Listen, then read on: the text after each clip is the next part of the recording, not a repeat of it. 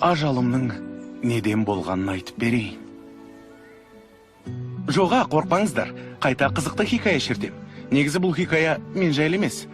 Рапунцель атты қыз жайында. Әңгіменің әлқиссасы күннен басталады. Баяғы өткен заманда аспаннан жерге бір тал күн тамшысы түсіпті. Сол тамшыдан сиқырлы алтын гүл өсіпті. Гүлдің ерекше қасиеті болыпты.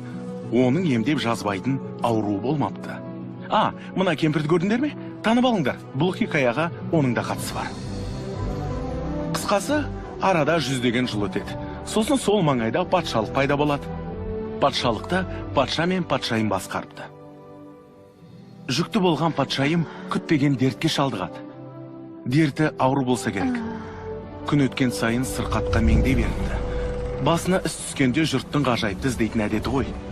Бәрі шарқырып, әлгі сиқырлы гүлді іздепті. Міне, естеріңіз сақтаңдар деп айтып едім ғой. Күннің қасиетін жұртқа айтудың орнына Готель атты мыстан гүлді өзі емденіп алады. Қартайып бара жатқанын білсе болды, әлгі гүлдің жанына кеп ән салып, қайтадан жасарып алатын болыпты. Нұр шашқан сәуле, түнекте жол табар, аңсаған өзің, тілегім менің, тілегім менің. Түсінген шығарсыңдар. Гүлге қарап ән салса жасарады екен. Неткен сұмдық десеңдерші.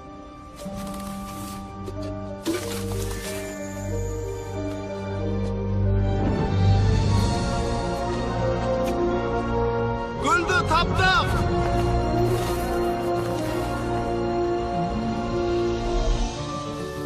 Гүлдің сиқырлы күші патшайымды жазып емдеп шығады.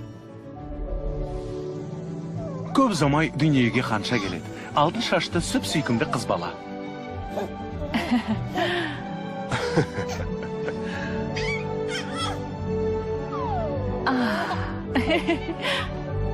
Айта кетейін, бұл Рапунцель.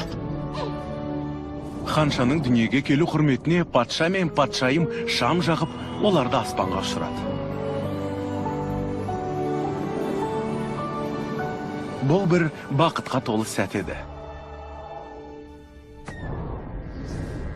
Бірақ қуаныштары ұзаққа бармады. Нұр шашқан сәуле,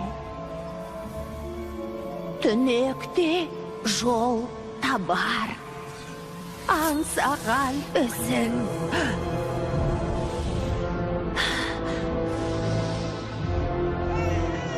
Готель сарайға ұрланып кіріп, баланы алып кетеді, көзден ғайып болады.